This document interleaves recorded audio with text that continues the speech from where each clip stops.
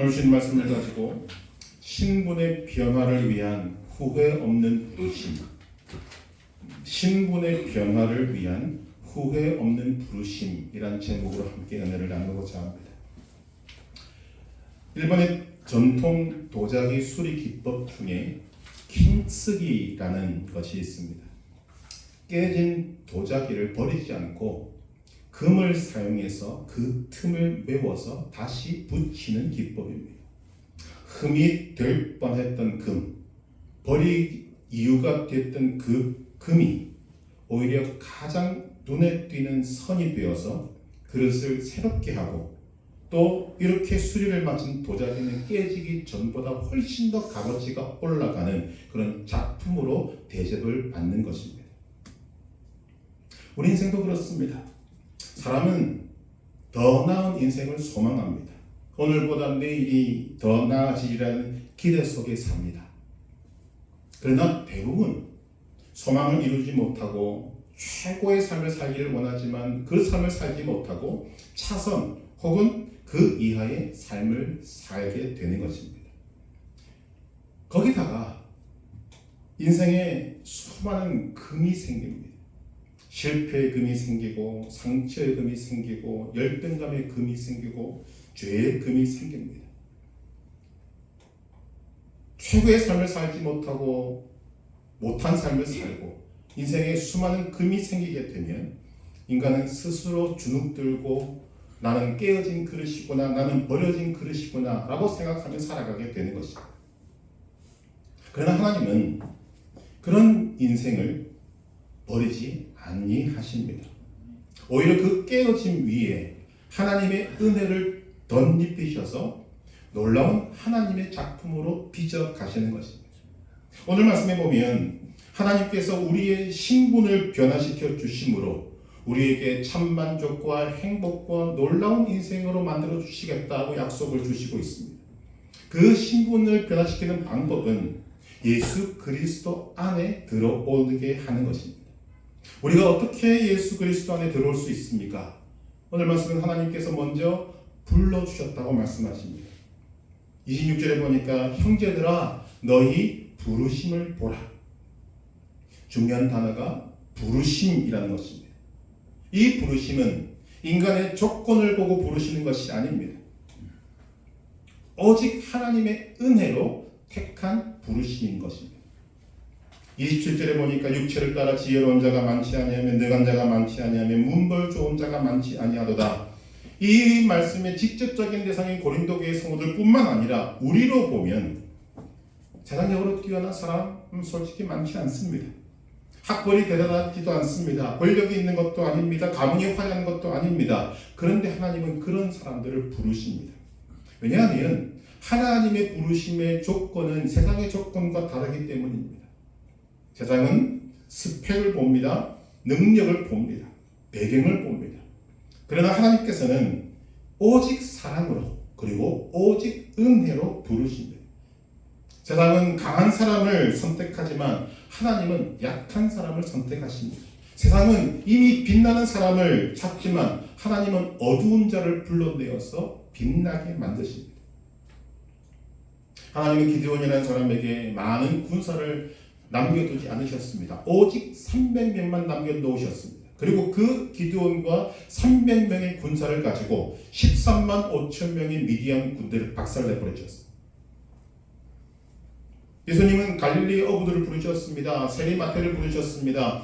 사람들에게 손가락질 받던 사람을 부르셨습니다. 왜냐하면 하나님의 능력은 인간의 경험 위에 세워지는 것이 아니라 인간의 약함 가운데 나오기 때문입니다.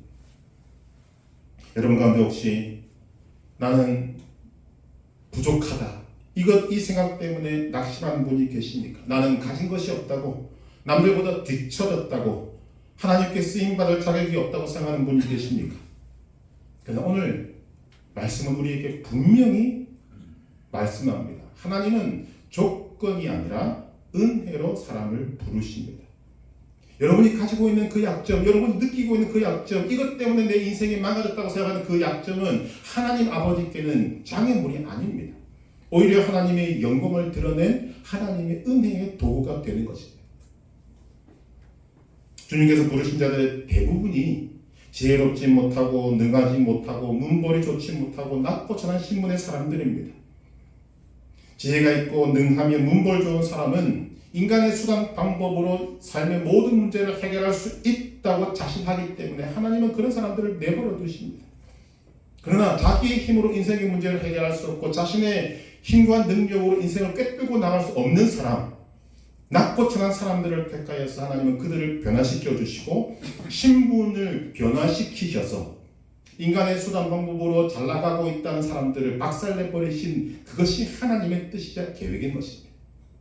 오늘 말씀 27절, 28절에 29절에 보면 그러나 하나님께서 세상의 미련한 것들을 택하사 지혜 있는 자들을 부끄럽게 하려 하시고 세상의 약한 것들을 택하사 강한 것들을 부끄럽게 하려 하시며 하나님께서 세상의 천한 것들과 멸시받는 것들과 없는 것들을 택하사 있는 것들을 폐하려 하시나니 이는 아무 육체도 하나님 앞에서 자랑하지 못하게 하려 하십니다.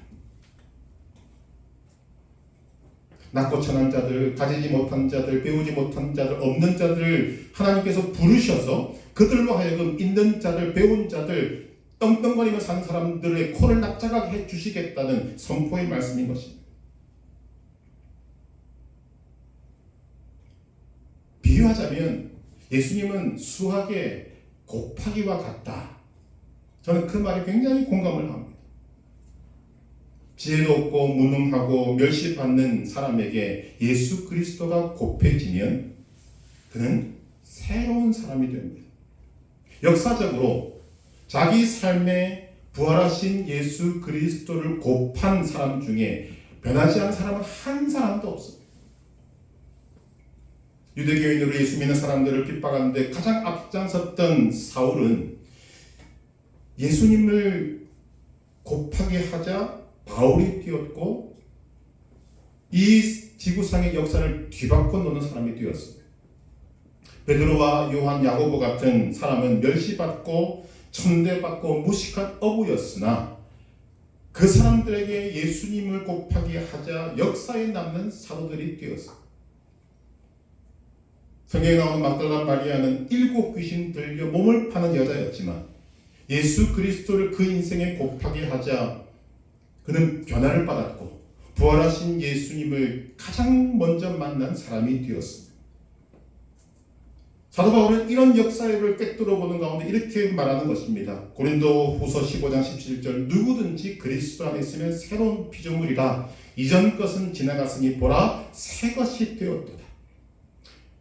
어떤 인생이든지 누구든지 그 인생에 예수 그리스도가 곱해지면 놀라운 신분의 변화가 일어나게 되는 것입니다. 그 신분의 변화에서 중요한 것은 그가 예수 그리스도 안에 있다는 것입니다. 많은 사람들이 오해하고 착각하는 것이 무엇인가 하면 많은 사람이 예수님을 믿으면서도 자기가 정말 그리스도 안에 있는지를 의심할 때가 있습니다.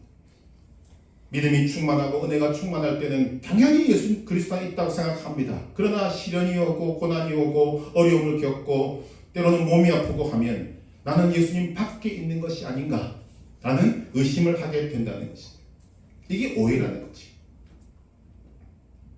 저와 여러분은 모두가 다 성을 가지고 있습니다.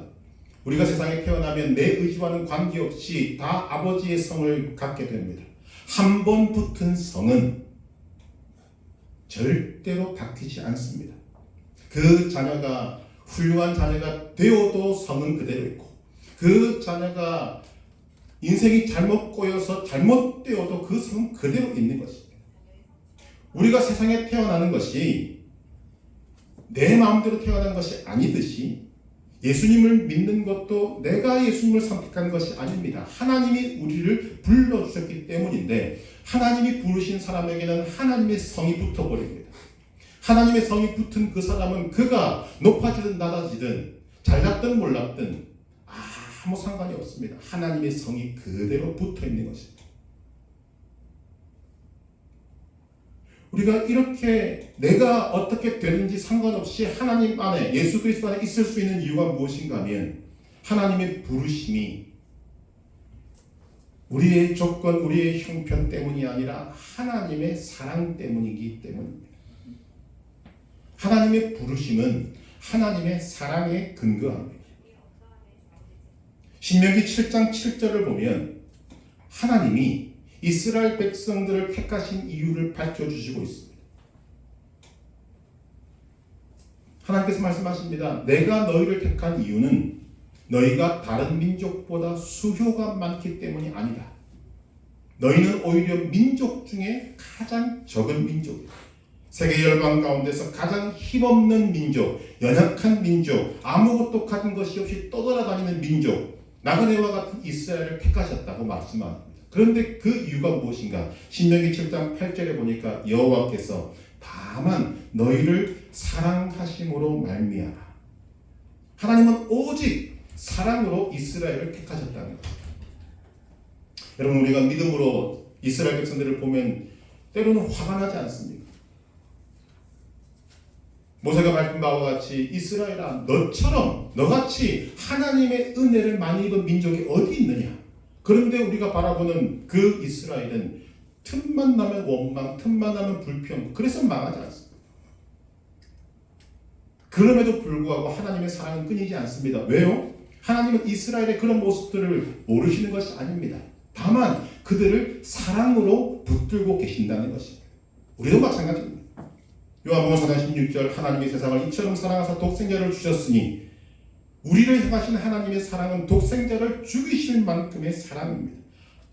우리를 사랑하신 그 사랑은 하나님의 자체에서 나오는 것입니다. 우리의 상태에 따라 변하지 않는다는 것이죠. 에베소서 2장 1절에 보면 허물과 죄로 죽었던 너희를 살리셨도다.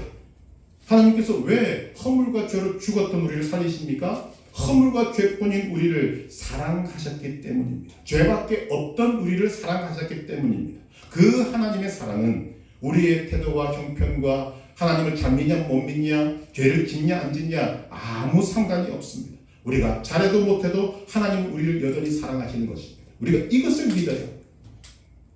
탕자에 비유해서 보십시오. 탕자가 집에 있을 때도 아버지는 그 탕자를 사랑했습니다. 탕자가 아버지의 가슴에 큰 대못을 받고 집을 떠났을 때도 그 아버지는 탕자를 사랑했습니다. 그것이 아버지의 사랑입니다. 그것이 하나님 아버지의 사랑입니다. 하나님은 그 사랑으로 저와 여러분들을 동일하게 사랑해주고 계시는 것입니다. 우리는 이런 하나님의 사랑의 깊이를 잘 모르기 때문에 내가 하나님을 잘 믿으면 하나님이 나를 사랑해 주시고 내가 하나님을 조금 멀리 하면 하나님 나를 미워하실 것이다 라고 생각하게 된다는 것입니다. 아닙니다. 하나님께서 우리를 부르심은 끝을 알 수 없는 하나님의 크신 사랑으로 부르신 것입니다. 거기다가 하나님께서는 오늘 우리에게 이런 말씀을 주십니다. 로마서 11장 29절 하나님의 은사와 부르심에는 후회하심이 없느니라. 후회하심이 없다는 말은 좋았더라는 말과 통하는 말입니다. 창세기 1장에서 보면 천지창조 후에 하나님께서 이렇게 말씀하십니다. 보시기에 좋았더라. 보시기에 심히 좋았더라. 하나님의 은사와 부르심은 보시기에 심히 좋은 것입니다. 하나님께 기쁨이 있는 것입니다. 그 부르심으로 여러분을 부르신 것입니다.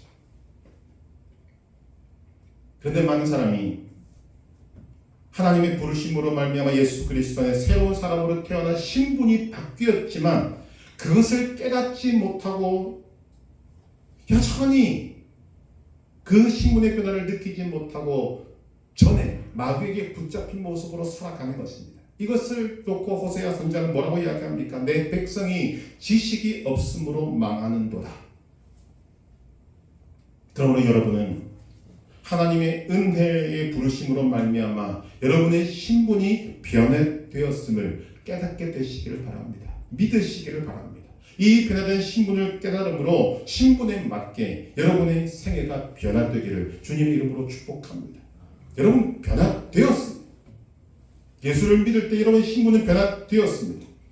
그러면 하나님의 부르심을 받아 예수 그리스도 안에 있는 사람은 어떤 신분의 변화가 생깁니까? 오늘 본문에서 말씀하십니다. 첫 번째로 우리는 지혜로운 신분이 됩니다. 30절의 말씀에 보니까 너희는 하나님으로부터 나와서 그리스도 예수 안에 있고 예수는 하나님으로부터 나와서 우리에게 지혜가 되신다. 지혜가 되신다. 공부를 해서 채워지는 것은 지식입니다. 그러나 지혜는 이 세상에서 문제를 해결하거나 판단하는 능력을 말합니다. 지혜는 지식이 없어도 갖출 수 있지만 지식이 있다고 다 지혜로운 것은 아닙니다. 지혜의 왕 하면 솔로몬이지 않습니까? 하나님께서 솔로몬에게 지혜를 주셨습니다. 그렇다고 해서 솔로몬이 세상의 모든 것을 알 수 있는 지식을 가진 것은 아닙니다. 솔로몬의 지식은 이 시대의 학생들보다 더 훨씬 얕을 수도 있습니다. 그러나 그에게는 지식이 아니라 지혜가 있었다는 거죠. 솔로몬의 지혜의 예는 성경에 단 하나밖에 기록되지 않습니다. 친자 확인이죠. 만약 오늘 이 문제가 이 시대에 등장을 하면 우리는 과학으로 쉽게 풀 수 있습니다. 피 뽑고 검사하고 DNA 검사해서 친자 확인 검사하면 됩니다. 그런데 솔로몬은 그런 과학적인 지식은 아예 없습니다. 그런 것을 할 수 있는 능력도 없습니다. 그런데 그는 지혜를 가지고 통쾌하게 그 문제를 해결합니다. 지혜가 문제를 해결한 것입니다. 우리가 예수 그리스도 안에 하나님의 부르심을 받아서 예수 그리스도 안에 있으면 지혜 있는 사람으로 신분이 바뀌는 것입니다. 그렇기 때문에 우리는 인생에서 만나는 문제들을 두려워하면 안 됩니다. 그 문제를 피해서 도망가려고 하면 안 됩니다. 나는 배운 것이 없습니다. 나는 지식이 없습니다. 나는 못합니다. 라고 하면 안 된다는 것입니다. 만약 여러분이 문제를 만났을 때 그런 마음이 된다면 후회 없는 부르심으로 여러분을 부르신 하나님의 부르심을 여러분들이 묵살하는 것입니다. 여러분이 하나님의 은혜로 예수 그리스도 안에 있다는 것을 믿지 않는다는 것이 됩니다. 그런 사람에게는 하나님의 역사가 없습니다. 문제를 만나면 제일 먼저 떠올릴 것이 무엇인가? 아이고 죽었구나가 아닙니다. 문제를 만나면 제일 먼저 해야 될 것은 내가 누구인가? 나는 하나님의 부르심을 받은 사람이다. 두 번째, 나는 예수 그리스도 안에 있는 사람이다. 세 번째, 하나님은 지혜 없는 나를 지혜 있는 신분으로 바꿔주셨다. 이것을 믿고 시인하고 그리고 신분에 맞는 태도를 가지는 것입니다. 그 태도가 무엇인가? 야고보서 1장 5절을 말씀합니다. 너희 중에 누구든지 지혜가 부족하거든 모든 사람에게 후히 주시고 꾸짖지 않으시는 하나님께 구하라. 그리하면 주시리라. 여러분 믿으십니까? 이게 그리스도인의 신분이 변화된 자의 삶의 모습입니다. 우리가 얼마나 문제를 만나면 주눅들고 절망하고 낙심했습니까? 안 된다는 거죠. 오늘 내가 하나님의 유한 부르심을 받아서 예수 그리스도 안에 있는 존재가 되었다면 여러분은 지혜로운 존재로 신분이 변화되었습니다. 이것을 믿는 것이 중요하고 믿었다면 그것을 가지고 주님 앞에 내놓는 것입니다. 주님, 나를 예수 그리스도 안에 있게 하셨으니 신분을 변화시켜 주셨으니 거기에 맞는 합당한 지혜를 내게 주십시오. 당당한 권리를 요구할 수 있는 것입니다. 그러면 주님께서 뭐라고 말씀하십니까? 주시리라. 믿으시길 바랍니다. 예수 그리스도 안에서 일어난 신분의 변화를 믿고 시인하고 주님께 의지할 때 하나님의 지혜로 어떤 문제든지 해결할 줄로 믿고 나아가시기를 바랍니다. 두 번째, 하나님 우리의 신분을 어떻게 바꿔주십니까? 의롭게 만드십니다. 그리스도는 하나님께로 나서 우리에게 의로움이 되셨다고 했습니다. 30절 의로움과 의로움이 무엇인가 하면 쉽게 말하면 죄가 하나도 없는 상태를 말합니다. 즉 하나님 앞에 아무 부끄러움 없이 스스럼 없이 당당하게 설 수 있는 자격을 말합니다. 여러분 불가능합니다. 인간의 힘으로 불가능합니다. 그런데 예수님이 그런 우리를 하나님 앞에 당당히 설 수 있는 존재로 만들어 주신다는 것입니다. 어떤 분이 이것을 재판의 비유를 해서 이렇게 이야기를 합니다. 사람의 마음속에는 두 재판소가 있다고 합니다. 양심의 재판소가 있고 믿음의 재판소가 있습니다. 양심의 재판소는 오늘날로 말하면 고등법원쯤 될 것이고 믿음의 재판소는 대법원이 될 것입니다. 양심의 재판소의 재판관은 여러분의 일생의 두루마리를 다 가지고 있습니다. 그리고 두루마리를 펼쳐서 율법의 적용을 받게 합니다. 그 속에서 죄 없다고 말할 수 있는 사람이 단 한 사람도 없습니다. 이 양심의 재판소에 있게 되면 모든 사람이 다 지옥으로 가게 됩니다. 그런데 하나님께서 우리에게 믿음의 재판소라는 대법원을 남겨주셨습니다. 만약 믿음의 재판소가 없고 양심의 재판소만 있다면 이 세상에 있었던 모든 사람들, 있을 모든 사람들은 다 지옥으로 갈 것입니다. 그러나 하나님은 우리에게 천국으로 갈 수 있는 재판소를 열어두셨습니다. 믿음의 재판소에는 하나님이 재판장으로 계십니다. 하나님께서는 우리는 죄로 버림받아 마땅하고 지옥에 갈 존재로 마땅하지만 예수 그리스도께서 십자가에서 죽고 부활하심으로 우리의 죄를 값을 지불하시고 청산하셨기 때문에 우리를 죄 없다 선포하십니다. 너희는 의롭다 선포하십니다. 그래서 죄 있는 사람임에도 불구하고 그 믿음의 재판소에 서게 될 때 우리는 예수 그리스도의 십자가의 보혈의 공로로 천국에 가게 되는 것입니다. 의로운 존재가 되는 것입니다. 그 존재가 여러분이 지금 현재 있는 의로운 존재입니다. 여러분을 바라보면 확신이 서지 않습니다. 왜? 여러분 속에 아직도 남아있는 양심의 재판소가 계속 찌르기 때문입니다. 네가 그 모습으로 하나님 앞에 설 수 있느냐? 아닙니다. 우리는 그 모습으로 절대 하나님 앞에 설 수 없지만 예수 그리스도의 십자가를 의지하고 서면 하나님께서 우리를 의롭다 말해주십니다. 그것이 여러분의 신분입니다. 여러분은 예수 그리스도를 믿음으로 말미암아 의로운 신분으로 변화되었습니다. 믿으시기 바랍니다. 세 번째, 우리는 하나님 앞에 거룩함의 존재로 변화되었습니다. 30절 거룩함과 우리를 의로운 신분으로 변화시키신 주님께서는 우리를 거룩하게 하십니다. 거룩과는 거리가 먼 우리지만 우리에게 예수 그리스도를 곱하면, 거룩하신 예수 그리스도를 곱하게 하면 우리가 거룩하게 된다는 것입니다. 인간의 힘으로는 절대로 거룩해질 수 없습니다. 성경은 말합니다. 표범이 자기의 얼룩무늬를 없애지 못하듯이 인간은 자기의 죄의 허물을 바꿀 수 있는 방법이 없습니다. 로마서 3장 23절 모든 사람이 죄를 범하였음에 하나님의 영광이 이르지 못하더니 그러나 하나님의 부르심을 받아 예수 그리스도 안에 있으면 거룩해집니다. 로마서 3장 24절 그리스도의 예수 안에 있는 구속으로 말미암아 하나님의 은혜로 값없이 의롭다 함을 받았느니라. 옥나샘에 흙탕물이 흘러도 샘물의 근원이 맑으면 금방 깨끗해집니다. 그렇듯이 우리가 거룩하신 예수 그리스도 안에 있으면 거룩의 샘물로부터 예수님께서 흘러나와서 우리를 거룩하게 만들어 주신다는 것입니다. 또 로마서 11장 17절에 보면 또한 가지 얼마가 꺾이었는데 돌 감람나무인 네가 그들 중에 접붙임이 되어 참 감람나무 뿌리의 진액을 함께 받는 자가 되었으니 돌 감람나무 맛있는 열매를 맺지 못하는 돌 감람나무인 우리를 하나님께서 참 감람나무이신 예수님에게 접붙이게 되면 맛있는 열매를 맺을 수 없는 우리에게서 참 감람나무 열매가 맺어지게 된다는 것입니다. 그것이 거룩입니다. 여러분은 하나님의 부르심으로 말미암아 예수 그리스도 안에서 거룩한 존재가 되었습니다. 꿈도 꿀 수 없었던 존재가 되었다는 것입니다. 마지막 네 번째로 우리의 신분은 구원함을 받은 존재가 되었습니다. 그리스도는 하나님께로 나서 우리에게 구원함이 되셨다고 했습니다. 30절 구원함이 되셨으니 구원, 구속이란 말의 원뜻은 몸값이 지불되었다는 뜻입니다. 아담과 하와가 범죄한 이후에 모든 인간은 마귀에게 종이 되었습니다. 마귀에게 팔린 것입니다. 그래서 흑암의 권세 안에 있게 되고 생활에 저주가 오게 되고 우리 영혼이 지옥으로 가게 된 것입니다.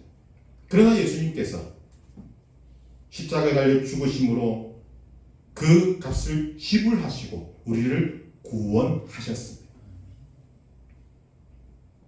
그 구원의 구체적인 내용은 단순히 죄가 없어졌다 이것만이 아닙니다. 이사야 53장 5절 그가 찔림은 우리의 허물을 인함이요 그가 상함은 우리의 죄악을 인함이라. 그가 징계를 받음으로 우리가 평안을 누리고 그가 채찍에 맞음으로 우리가 나음을 입었도다. 예수님께서 값을 지불하신 것은 우리의 연약함을 강함으로 우리의 병을 낫게 하신 데까지 이릅니다. 또 고린도서 8장 9절 예수 그리스도의 은혜를 너희가 알거니와 부요하신 자로서 너희를 위하여 가난하게 되심은 그의 가난함을 인하여 너희로 부요하게 하려 하심이라. 하나님께서 예수 그리스도께서 우리의 가난에 대한 몸값을 지불하셨습니다. 갈라디아서 3장 13절 그리스도께서 우리를 위하여 저주를 받은 바 되사 율법의 저주에서 우리를 속량하셨으니 기록된 바 나무에 달린 자마다 저주 아래 있는 자라 하였습니다. 죄가 들어오자 어떻게 됐습니까? 없었던 땅에 가시와 엉겅퀴가 생겼습니다. 저주가 생겼습니다. 우리 모두는 저주 아래 있는 존재가 되었습니다. 그러나 예수님께서 십자가에 달려 죽으심으로 말미암아 우리는 그 저주의 몸값을 주님이 대신 지셨기 때문에 저주에서 해방되었다는 것입니다. 여러분을 저주 아래 둘 수 있는 존재가 이 세상에 없습니다. 여러분은 저주에서 탈출한 존재가 되었다는 거죠. 이 모든 것들을 통합해서 놀라운 선포를 사도 바울은 합니다. 골로새서 1장 13절 14절 그가 우리를 흑암의 권세에서 건져내사 그의 사랑의 아들의 나라로 옮기셨으니 그 아들 안에서 우리가 구속 곧 죄 사함을 얻었도다. 자, 예수님께서 하신 일을 종합해서 요약해서 말씀하고 있습니다. 우리를 흑암의 권세에서 건져내사 그래도 둔 것이 아니라 그의 사랑의 아들의 나라로 옮기셨으니 이것이 구원이라는 것입니다. 중요한 것은 우리의 이 신분 변화를 위해서 예수님이 하신 일입니다. 무엇을 하셨습니까? 오늘 말씀 3절에 보니까 예수는 하나님으로부터 나와서 우리에게 지혜와 의로움과 거룩함과 구원함이 되셨으니 여러분 말씀을 잘 정확히 보십시오. 예수님은 우리의 신분 변화를 위해서 예수님이 가지신 무언가를 주신 것이 아닙니다. 예수님 자신 스스로가 우리의 지혜가 되셨고 의가 되셨고 거룩함이 되셨고 구원이 되셨습니다. 즉 예수님을 주신 것입니다. 우리는 스스로 지혜로워질 수 없습니다. 그러나 예수님이 우리의 지혜가 되십니다. 우리는 스스로 의로워질 수 없습니다. 그러나 예수님이 우리의 의가 되십니다. 우리는 스스로 거룩해질 수 없습니다. 그러나 예수님이 우리의 거룩함이 되십니다. 우리는 스스로 구원할 수 없습니다. 그러나 예수님이 우리의 구원이 되셨습니다. 신분 변화는 우리 스스로가 할 수 없는 것입니다. 그러므로 예수 그리스도가 신분 변화의 핵심이 되는 것입니다. 예수님 안에 있는 것이 그만큼 중요한 것입니다. 여기서 하나님의 부르심의 목적이 드러납니다. 하나님은 왜 여러분을 부르셨습니까? 27절 28절에 보니까 그러나 하나님께서 세상에 미련한 것들을 택하사 지혜 있는 자들을 부끄럽게 하려 하시고 세상에 약한 것들을 택하사 강한 것들을 부끄럽게 하려 하시며 하나님께서 세상에 천한 것들과 멸시받는 것들과 없는 것들을 택하사 있는 것들을 피하려 하시나니 이 말씀에서 여러분 반복되는 단어가 나옵니다. 그 단어가 무엇인가 하면 택하사라는 단어입니다. 택하사는 의도가 담겨 있는 것입니다. 하나님이 의도적으로 여러분들을 택하셨다는 것입니다. 뜻을 가지고 계획을 세우고 여러분들을 부르셨다는 것입니다. 여러분 자녀가 옛날에 그런 말 혹시 한 적이 있으십니까? 자기의 삶이 힘들고 어려우면 왜 나를 낳으셨는가? 실수로 나를 낳으셨는가 묻을 때가 있지 않습니까? 하나님은 실수로 여러분들을 부르신 것이 아닙니다. 명백한 의도, 명백한 뜻을 가지고 작정하고 여러분들을 부르셨습니다. 그 목적이 무엇인가? 세상의 지혜와 강함을 부끄럽게 하시기 위함입니다.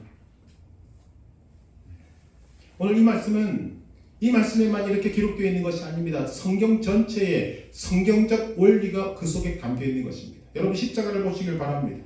세상의 눈으로 볼 때 십자가는 실패입니다. 세상의 눈으로 볼 때 십자가는 패배의 상징입니다. 가장 약한 것이 십자가입니다. 그런데 하나님은 그 약한 십자가, 실패와 패배의 상징인 그 십자가를 통해서 세상을 구원하셨습니다. 세상은 강해야 산다고 말하지만 하나님은 약할 때 강함이 된다고 말씀하십니다. 바울 자신이 이 사실을 경험했지 않습니까? 그는 자신의 육체의 가시 때문에 괴로워했습니다. 그때 하나님 말씀하셨습니다. 내 은혜가 네게 족하도다. 이는 내 능력이 약한 데서 온전하여 지니라. 믿음 있는 사람은 그래서 이 세상의 법칙과 다르게 가야 됩니다. 여러분 세상은 약점을 감추라고 말합니다. 세상은 상처를 감추라고 말합니다. 물론 우리가 그렇다고 해서 그 세상에 우리의 상처와 약점을 다 따돌리지 않습니다. 우리가 드려야 될 것은 하나님 앞에서 하나님 앞에 우리의 상처를 드리고 우리의 약함을 드릴 때 하나님 그것을 기쁘게 받으시고 힘쓰기보다 더한 방법으로 하나님은 그 상처를 아름답게 만드시는 것입니다. 그 깨어진 틈을 은혜의 금으로 빛나게 만드십니다. 그리고 그 상처를 통해서 하나님의 영광을 드러내시기를 기뻐하신다는 것입니다. 하나님이 약한 자를 부르시는 이유를 분명히 밝히십니다. 아무도 하나님 앞에서 자랑하지 못하게 하시기 위함입니다. 29절, 이는 아무 육체도 하나님 앞에서 자랑하지 못하게 하려 하십니다. 인간은 하나님의 말씀이 아니면, 은혜가 아니면 자꾸만 자기를 자랑하려고 합니다. 자기를 드러내려고 합니다. 뭔가 조금만 기회만 주어지면 내가 잘해서 여기까지 왔다고 말하기를 좋아합니다. 그러나 말씀은 우리의 입을 막습니다. 우리는 철저하게 하나님의 은혜로 살아난 사람들이기 때문입니다. 이는 아무 육체도 하나님 앞에서 자랑하지 못하게 하려 하심이라의 말씀의 깊은 의미는 성화, 거룩해지는 것과 연결이 됩니다. 여러분, 성화가 무엇입니까? 쉽게 우리는 거룩해지는 것이다 라고만 생각합니다. 그러나 그 성화의 깊은 뜻은 무엇인가 하면, 날이 가면 날이 갈수록, 시간이 가면 갈수록 하나님 없이는 살 수 없다는 것을 더 깊이 깨닫는 것이 성화라는 것입니다.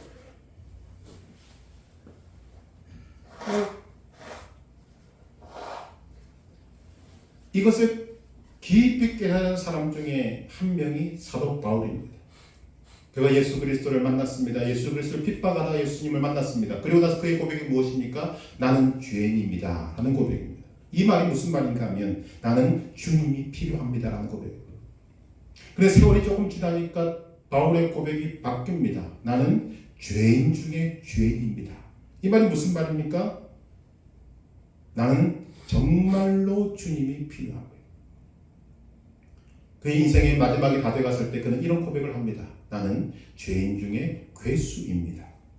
이 말이 무슨 말입니까? 나는 주님 없이는 단 한순간도 살 수 없는 존재. 이 고백. 이 성화의 모습이 오늘 말씀 31절 기록된 바 자랑하는 자는 주 안에서 자랑하라 함과 같게 하려 함이라는 말씀의 의미인 것입니다. 모든 것이 예수 그리스도와 그의 은혜라는 것을 깨닫는 것. 완전히 모든 것이. 어메이징 그레이스, 나 같은 죄인 살리신 찬송을 지은 존 뉴턴 목사님은 이런 말을 했습니다. 나는 천국의 모든 성도들보다 더 자랑할 것이 하나 있다. 나는 하나님의 모든 자녀들 가운데 내가 예수님을 제일 많이 필요로 했던 사람이에요.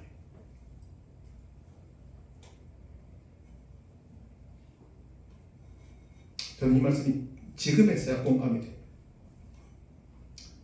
정말 우리의 힘으로 할 수 있는 것이 아무것도 없습니다. 거룩해지고라는 단어보다도 오늘 저는 이 표현이 저에게 더욱더 다가오는 것입니다. 정말 주님이 필요합니다. 나는 단 한순간도 주님을 필요로 하지 않으면 안 됩니다 라고 하는 고백. 나는 죽고 그리스도로 살고, 나는 죽고 그리스도만 나타나고, 나는 죽고 그리스도만 자랑하게 되는 삶. 그것이 지금 하나님 우리의 신분 변화를 시키신 주요한 목적이 되는 것입니다. 이런 삶이 될 때 하나님을 향한 우리의 이 작은 사랑이 빛을 발하게 되는 것입니다.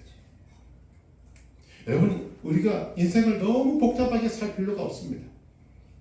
깨닫게 되는 것이 무엇인가 하면, 우리가 해야 될 일, 우리가 할 수 있는 일, 우리가 또 반드시 하기만 하면 좋은 것이 무엇인가? 우리는 하나님을 사랑하기만 하면 됩니다. 하나님과 깊은 사랑의 관계로 들어가기만 하면 됩니다. 그것이 하나님께 영광이 됩니다. 기도하는 중에, 오늘 이 환경을 견뎌나가는 중에 하나님이 깨닫게 하시는 것이 무엇인가 하면, 이 사랑의 관계만 되면 일은 하나님이 하신다는 것입니다. 하나님이 계속 말씀을 주십니다. 너는 나를 사랑하기만 해라. 즉, 그 사랑이 어떤 사랑인가 하면, 저는 주님이 필요합니다. 저는 주님 없이는 단 한순간도 살 수 없습니다. 이 고백을 하며 살라는 것입니다. 그러면 하나님께서 우리 인생의 모든 일들을 주님이 다 해주십니다. 가장 지혜로운 것입니다. 신분의 변화를 받은 사람이 살 수 있는 가장 좋은 방법은 이렇게 살아가는 것입니다. 그렇다면 우리가 신분의 변화를 받고 그 신분의 변화에 합당한 삶의 열매를 맺으려면 우리는 어떻게 해야 합니까? 첫 번째로 여러분이 하나님의 은혜로 신분이 변화되었다는 것을 기억하셔야 합니다. 가슴에 새기셔야 합니다. 그리스도인이 누구냐? 신분의 변화를 받은 사람입니다. 죄와 허물로 죽었던 진노의 자녀가 하나님의 자녀가 된 것입니다. 이를 위해서 예수님은 몸값을 다 지불하셨습니다. 왜 제가 이 말씀을 드리는가? 예수를 믿었는데 하나님의 자녀가 되었는데 더 이상 진노의 자녀가 아닌데 여전히 마귀에게 잡혀서 저주와 죽음과 고통과 절망 속에서 허덕이며 몸부림치는 사람들이 많다는 것입니다.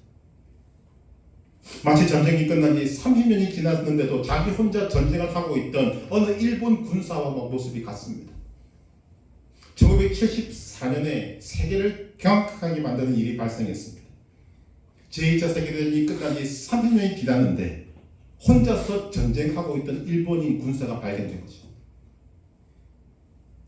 오노다 하로라는 소위는 필리핀 루방섬에 주둔하고 있던 일본 제국군의 정보 장교였습니다.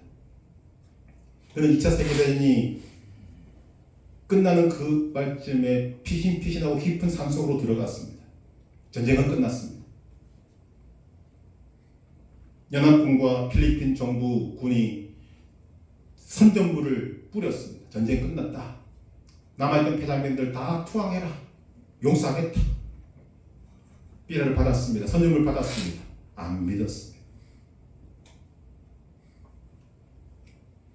심지어는 이 오노다 소위의 가족, 친지, 친구들 다 필리핀까지 찾아와서 목소리로 전쟁 끝났다 나와라 까지 했는데도 안 나왔습니다. 왜? 믿지 않았어요. 전쟁이 끝났다는 사실을 믿지 않았어요. 그리고 1974년 마침내 항복하고 세상에 나왔습니다.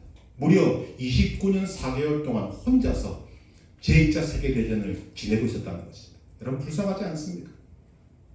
이미 끝났는데 마찬가지로 예수님께서 십자가에서 우리의 모든 몸값을 다 지불하셨다는 이 사실, 그것도 2000년에 다 끝났다는 사실을 믿지 못하고 인정하지 못하고 여전히 마귀의 자녀로서 살아간다면 얼마나 불쌍하겠어.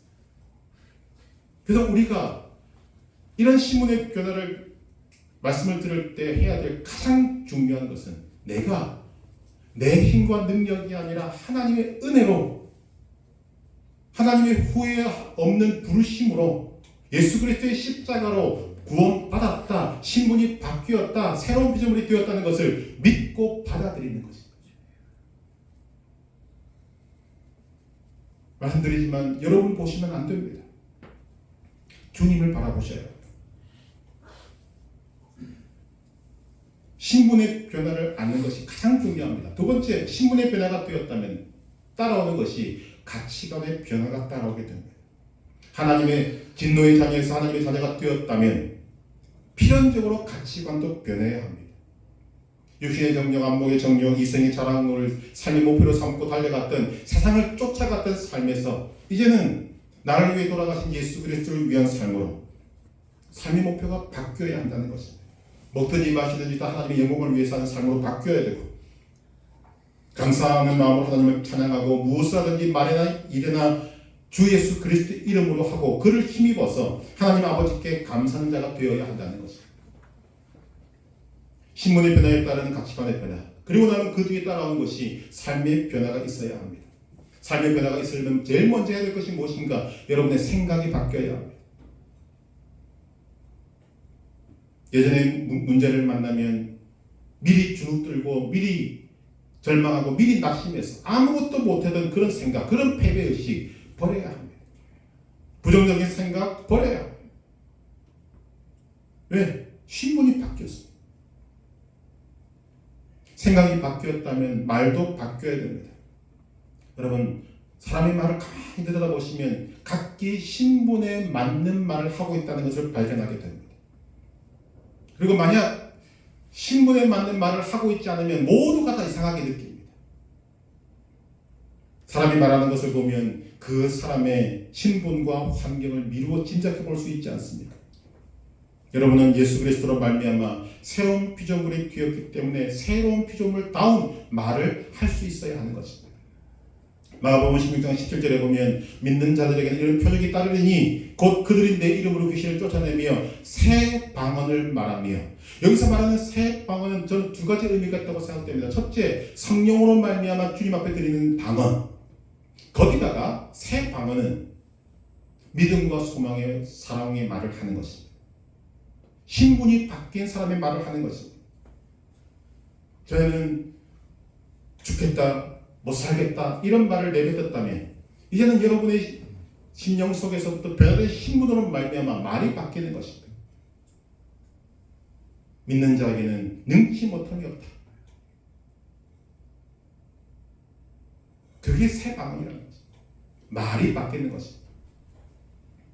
항상 기뻐하고 쉬지 말고 기도하고 범사에 감사하는 삶, 착한 행실로 세상의 소유와 소금과 빛이 되는 삶, 서로 사랑해서 예수 그리스도의 제자로 칭함을 받는 삶, 사랑과 희락과 화평과 오래 참음과 자비와 양선과 충성과 온유와 절제의 성령의 열매를 맺는 삶, 그것이 따라오는 것입니다.